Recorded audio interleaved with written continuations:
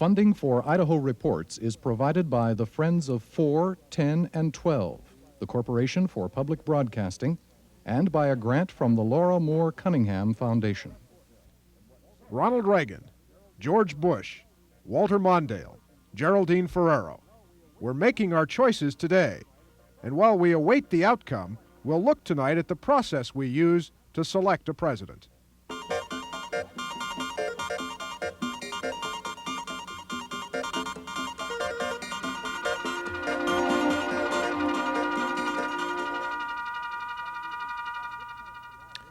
Good evening. By this time tomorrow, political reporters all over the country will be writing a story that many of them write every 4 years. It won't be the story of who won or who lost the presidential election today. By this time tomorrow, that will be old news. The story will be a time-honored piece about the process of winning and losing the presidency. Reporters tomorrow will be quoting political leaders of both parties. They'll say things like, the process is too long, it's too costly, and it emphasizes all of the wrong things. They'll write that the Electoral College is an outdated system, and possibly even dangerous in a democratic society. They'll write that special interest money dominates the political process, forcing out some candidates who can't afford to compete and prohibiting third-party candidates from having a real chance to compete. While we wait till a little later this evening to find out how this battle between Ronald Reagan and Walter Mondale really turns out, and incidentally the polls will be open for another hour and a half, we're going to talk about the way we select the American president. We're going to begin that discussion tonight with two college debaters. They've become, in a way, experts on this subject, since the subject of how we select a president has been a college debate subject this year. Our debaters tonight are Diana Manila and Carl Voigt. Carl is a BSU student. Diana recently graduated from BSU. Carl, the subject is what? Well, the subject we had this year was that the method that we use to elect the president is in some way detrimental to democracy. And you've researched the subject on both sides, so both of you can argue either side of the subject, right, Diana? Yes. Okay. And you've been debating this for how long? Well, this particular topic was announced in September. Okay, so how do you go about researching something like this, Diana? Basically, you start from very general research, looking up, say, voting and the process, and get your ideas together, and then go for a more specific topic area. And then you debate with other college students from all over the West, or? Pretty much all over the West, yes. Okay. Now, what we're going to do in our little experiment here, and then we'll hear later on in the program from some real honest-to-gosh politicians about this process. We want you to, I guess in the next few minutes, give your best shots from both sides of this argument as to whether the process we use is detrimental to a democratic system. And Carl, you're going to take the affirmative, so I guess we'll let you go first. Give me, just in 35 or 40 seconds, your best arguments. Okay, I think that the process today is harmful in many ways. I'm going to talk about two specifically, the Electoral College and third-party candidates. The Electoral College was implemented historically to do away with the technological problems that we had in the 1780s and 1790s in the lack of communication. I believe today that it's outdated. There's a possibility, and it's happened 3 times in our history, that a popular president would not be elected because the Electoral College system is in place. Right now, something called the unit rule gives the people of Idaho who voted for, well, I'll make an assumption, who voted for Walter Mondale absolutely no voice in the election of the president because all of the electoral votes go to Ronald Reagan. That's some of the problems with the Electoral College. When it comes to third-party candidates, something that you said when you opened the program was kind of interesting to me. You mentioned the 2 major parties. And that's how it is in the American political life today. The question when it comes to democracy, the bottom line should be that it's neutral, or that everything's fair, or that the law is neutral. And when it comes to third-party candidates, there's ballot restrictions, there's media time restrictions, there's money restrictions, which don't enable them to mount a national campaign. And historically, I guess, some of the third parties that have existed while never winning the White House have been responsible for some of the ideas that have become staples of the American democracy. You bet there has been. in our history, about once every generation, the political philosophy of this country shifts in some way. But ever since, well, the Bull Moose Party in the early 20th century, the Republican and Democratic parties have more or less cemented their rules so that no outsider can ever really gain a foothold in our political process. Okay. Diana, do you want to counter those arguments or make some of your own? Well, first of all, I think we have to look at the fact that we are a very large, very diverse nation. And sometimes when you look at something in the abstract, you forget that there's a necessary reason for it. For example, Carl has given us the example that we could have a popular winner and another one who's the Electoral College winner. However, the Electoral College was instituted to protect against just that kind of a thing. It's very possible that an election could be very, very close in terms of popular votes, but yet, if the candidate had won enough states, that would give him the clear mandate, the clear majority that he needs behind him to be able to be the president and have a backing, a solid backing of voters behind it. It's actually to prevent that, that split of backing, so to speak. And on the two-party system, I think what he brought out about ideas was very important, but the two-party system has a real purpose in our country. The two-party system protects us, if you will, from a flash-in-the-pan charismatic leader. Because the system is in place and you have to work through the party process, so to speak, to get to a position to run for a high, powerful office, it may deter some people who want to take a one try or a one attempt at politics, but at the same time, that's a protection against us. It's part of the checks and balances that were instituted when this country was formed to help keep us going along with some continuity. The third parties are able to serve their purpose and get new ideas within their mainstream on the grassroots and on the state level. They only begin to run into a few roadblocks when they hit the presidential race, but then as we've seen with John Anderson, it is possible to make a statement, get your idea out there, and actually accomplish some real good through a third party. Okay. Carl? Well, Diana made some interesting points. First of all, dealing with the Electoral College, I think it's important to realize that our whole Constitution, ever since some of the more recent Supreme Court cases dealing with reapportionment and with voter registration, the Supreme Court has said that the essence of a democracy is one man, one vote. And under the system we have right now, my vote, if I were to vote for Walter Mondale in a state that even by 1% or by one vote went to Ronald Reagan, my vote wouldn't mean anything. So my one man, one vote, or the one man, one vote theme isn't being met. So I think that's pretty important. As far as the third parties, she says that the two-party system is good. Well, I'm not arguing that the two-party system is bad or that a communist party leader will gain power or a socialist party or, you know, whatever third party it is. All I'm saying is when it comes to a democracy and when it comes to our democracy, the bottom line should be that everyone is treated equally. And right now what has happened is that everyone is not being treated equally. The Democrats and Republicans have their set of rules, but also additional rules are imposed on third-party candidates. And just give me a for instance there. Okay, for instance, ballot restrictions. Third-party candidates are required to pay filing fees, are required to get petitions for people to sign, and Republican and Democratic candidates aren't. They're automatically placed on the ballot in all 50 states for the presidential election. Do you have a comeback for that one? Well, part of this has been a protection just because the Democrats and the Republicans have been around so long. And I believe that most of the 50 states have provisions that if a particular party fields a candidate over a particular period of years, they then gain that same grandfathered in status. But it's a protection against the voters from someone just coming in and saying, I want to be a candidate, and then you have a field of maybe 10 or 20 people who have no intention of running a viable campaign, who just are a one issue or a one-time thing being on the ballot. And it's to protect against those kinds of things that there are the restrictions. And they know that the people from the Democratic and Republican parties have already gone through a selection process and already hold the mandate of a certain number of people. Because theoretically, every individual who was an independent could go in and say, I want to be on the ballot. I think she's arguing that we might risk trivializing the process if we allowed too much competition.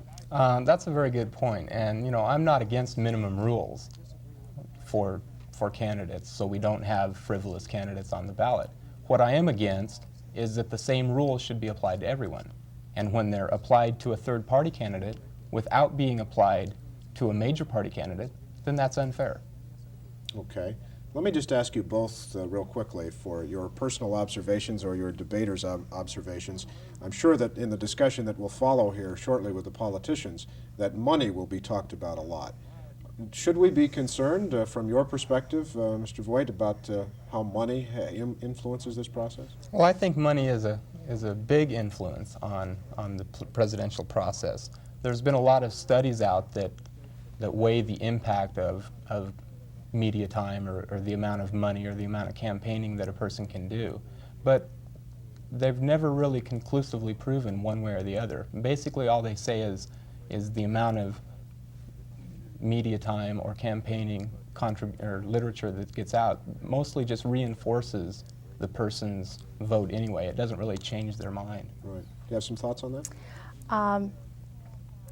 I think that money can have a lot to do with an election, but unfortunately the assumption that's made generally, and I'm going to end up agreeing with Carl on this, I think, is that when they say money can buy elections, they're assuming that every voter out there is a completely open book and that every vote can be swayed, and that's simply not historically a political possibility in the United States. Certain people, because of their... spend any amount of money and some people wouldn't change their minds. Yeah, they're going to vote their party line. Also, when I was just reading yesterday the list of the PACs, there are almost an equal number of liberal as conservative PACs giving the large amount of monies to the congressional races. Therefore, it's difficult to say, well, this side is buying the elections or that side is. So the money tends to flatten it out. Well, you're both very good to be with us here tonight. I'll declare this a draw and declare you both winners for participating in the process. Diana Manila and Carl Voigt, thank you. Appreciate it. Thank you. Now the politicians take over. Each one of these gentlemen has had a hand this year in running a presidential campaign in Idaho. Idaho's Lieutenant Governor David Leroy has been working for Ronald Reagan.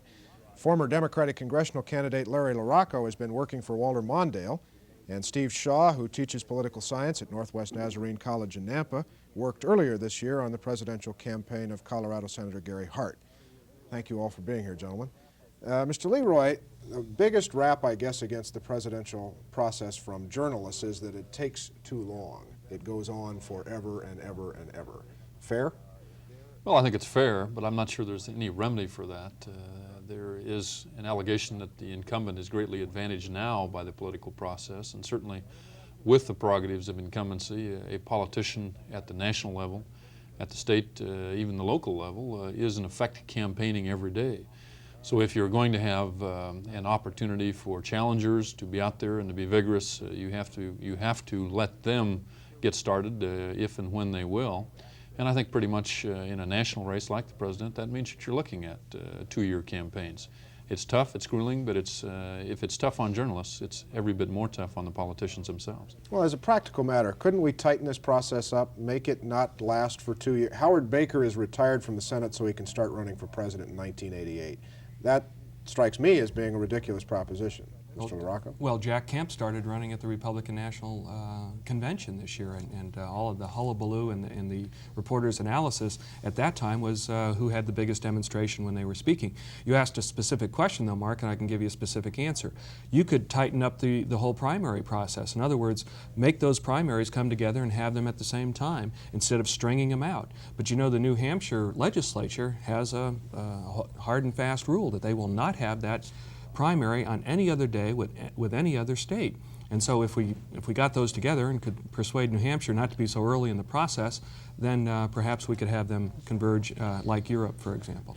Well, my point is that you can't merely by compressing the primaries compress the primary campaign season. You can't keep the Howard Bakers from running. The 4th of July comes every year, and the politicians will be there. Same with the Labor Day picnic, and same with the Lincoln Day season. And that, in effect, is the kind of campaigning that is early, that's effective, and that the journalists must cover if they're to get a sense of who's doing what early on. Right. Mr. Shaw? Well, I think an important point is, you know, since the end of the 18th century, we've seen the process become more and more democratic, moving from King caucus to the conventions and finally to the primaries. And think back to 1960 in the race between John Kennedy and Richard Nixon, there were just a handful of primaries that decided the race between Kennedy and Hubert Humphrey. Whereas in 1984, you're seeing 30, 35 primaries.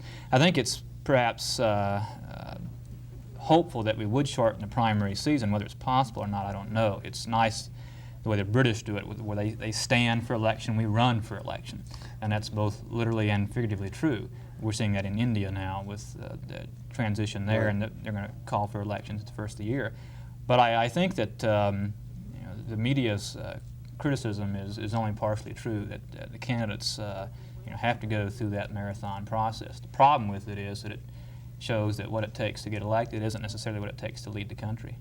Well, you said it's more democratic, small d democratic, I take it. Sure. Does it contribute to good political leaders, or does it just contribute to selecting someone who can stand the strain and maybe is a whiz at organization but might not know what to do once he wins? Mr. Leroy? Well, a campaign is a two-way dialogue. The politician is posturing, is explaining his or her positions, but that same process of being out among the people also requires you to listen, to sense, to see, and to feel. And that, I think, is probably a good side of politics. The campaign does teach you a lot about things that you're presumed to be expert about.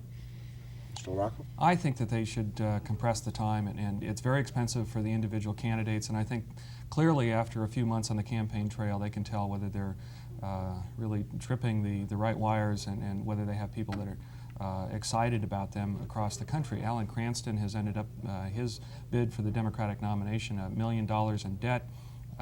Birch Bayh was tremendously in debt after 1976, and it's just cost a terrible amount of money and a great deal of toil on the individuals. I would rather see the whole process condensed. I think also that the electorate is very weary of seeing politicians for 4 years and for 3 years running and getting so much attention. I think we'd like to see an administration, whether it be Democratic or Republican, get into place and then see somebody running maybe 2 years before the end of that term. And as a practical matter, the political parties could tighten the system up if they chose to through their rulemaking process. I think they could. One thing that's developed most recently is that the challenger to the incumbent can no longer run from the Senate. And in prior years, you could always have a very popular, powerful senator run from his position. That is no longer true. Frank Church tried to run from the Senate in 1976. Howard Baker, as you already mentioned, is retiring from the Senate. And Walter Mondale had to run as a civilian. I think Bob Dole was at a disadvantage because of that particular office that he held. And I think Kemp is going to be at a disadvantage against Baker in the next 4 years. It's very grueling. You have to go all over the United States and spend the time with various constituent groups, lay the groundwork within the party framework, and you can't do that when you have to answer constituent letters. Considering for a moment, or not considering for a moment, Ronald Reagan and Walter Mondale, take them away from the process.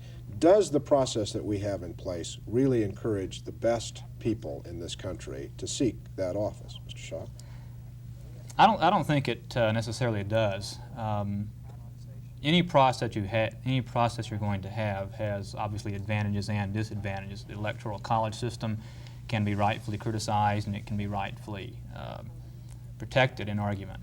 I think that what we're seeing, perhaps since World War II, is that people are really questioning the commitment, the time, the money, all those things that it takes to mount a national campaign. And a number of politicians and scholars and other pundits across the country are saying today some of the better people aren't going into politics because of all the costs that are involved. They don't want to divulge their private finances. They don't want to lose their privacy.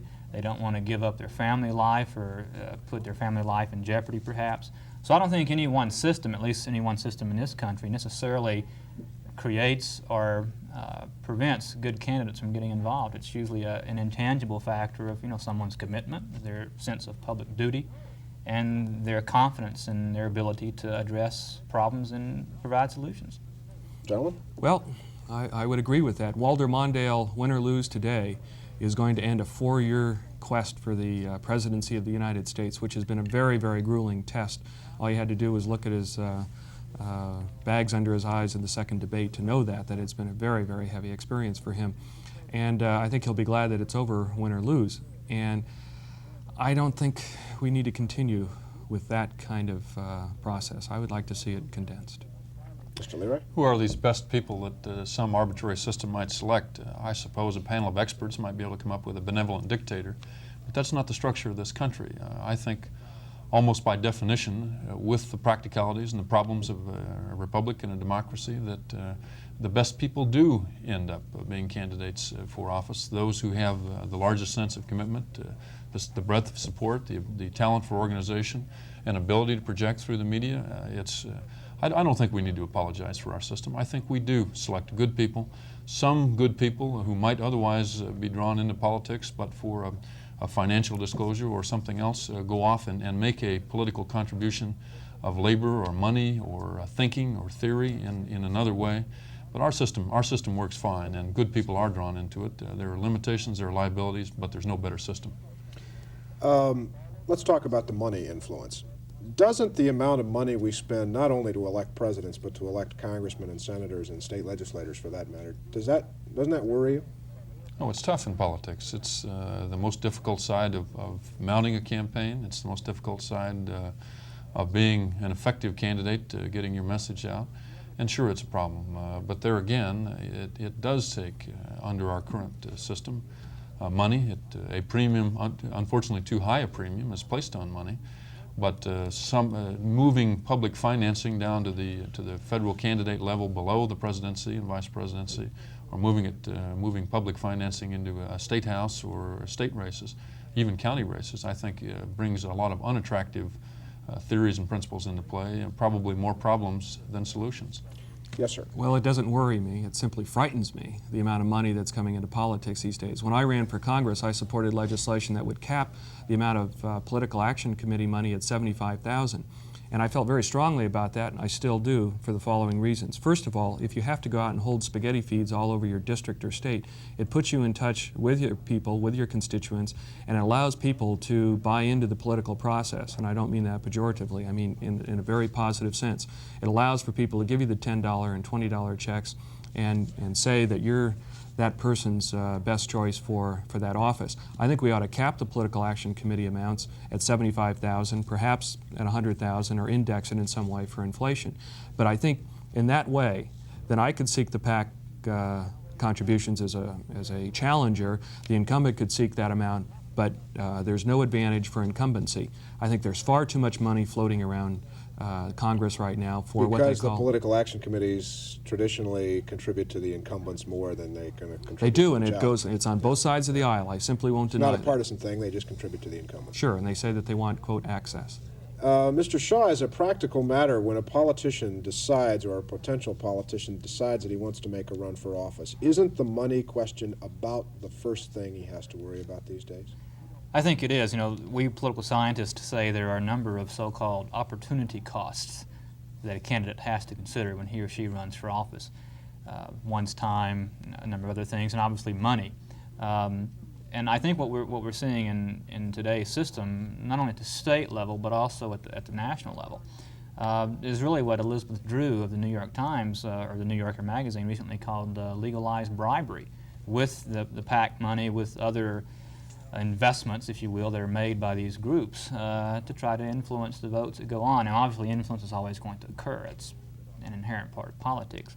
But the way in which the money scene is around today, with candidates really having to go around really from hand to mouth asking for money, really, I think, prostitutes the political process. I'm not sure what the solution for that is, other than maybe public financing or a capping system, as Larry referred to. But I think we really see many people who would consider running despise the aspect of having to go out, or the prospect of having to go out and raise money. Yes, sir. One question that could be raised is how much is enough in a congressional campaign? In other words, you're going after, generally at the final phase of a campaign when the media budgets are high, say 10 to 15% of the electorate, given the fact that many people have already made up their mind. So that amount of money that you have, hundreds of thousands of dollars, is condensed into a very small number of people. Can you do that with $300,000, or do you need $500,000? Do you need balloons and emery boards and all the billboards and all the paraphernalia that goes along with it? Or can you run a good campaign in a solid congressional district, normal congressional district, for $300,000. I think a lot of the money question is part of what's involved with discussing the Electoral College in the sense that it's part of our tradition. And it's like judicial review or the growth of the presidency. It's just something that's happened over time. And a number of politicians, those who have been successful as well as those who have been unsuccessful in running for office, will tell you 75% of the money is wasted. We don't know just which 75% though. Is it the money on this or the money on that or the money on media or other things? But we spend it on those things because it's always been done that way. And we just can't know or even decide which allocation of money is the most effective. But others have done it and it seems to work for them, so I do it too. And it's kind of a growth process in that way. I've left the last 2 minutes hoping that each of you will take a shot at the job the press and television particularly does in covering politics. Do we contribute to the process, or do we influence the process, or are we the process, Mr. Leroy? Clearly, the press influences the process. I think it's important and an attractive part of our democracy now that the viewer can, in those little 20 and 30-second squibs from the national news, from the local news, have the politicians come into their living rooms every night at 6 and 10, or 6:30 and 11:30. But the problem is the selectivity of reducing that 10-minute speech or 20-minute speech to a 20-second quote gives the media a lot of ability to influence whether the politician looks very good or very ignorant, has a solid message, or something that's fairly shaky. The press generally discharges that obligation with an attractive and objective and professional fashion, subject to some proper criticism from time to time. Mr. Rocco? You're an important part of the process. As a candidate looks at the political scene, there are two things that they're concerned with: media and media. First is media that's free, that is provided by you people in the press, and whether we can say things that are insightful enough or proper enough in terms of the issues to get on the front page or the front page of the local section or the evening news. And the second is the paid media. You also play a very important role in communicating people's positions to the American people, as I view it as a voter. For example, President Reagan has not held a press conference in months during the time that he's running for office. I think that we've been cheated because we don't know his views other than what he puts on his 5-minute spots. And as a criticism of the press, I wish that somehow there would have been such a hue and cry and a demand for that press conference that I'm left out in the cold now as a voter. Mr. Shaw, about 20 seconds left. Sure. It's always been said that for a politician there's no such thing as indecent exposure. And I think in most cases that's true. I think what we've seen in this presidential election year is more and more stories of the media covering the media. PBS Frontline has covered that. CBS, almost every network has covered that issue. And I think they realize more and more their role in the process as an influencing agent, as an agent of criticism, and as an agent of change. And I think that's as well as it should be. Mr. Shaw, Mr. LaRocco, and Mr. Leroy, I take it you will all vote, so I thank you for being here tonight. We already have. That's our time for tonight. We'll be back at 9 o'clock with continuous election coverage tonight. I'm Mark Johnson. Good night.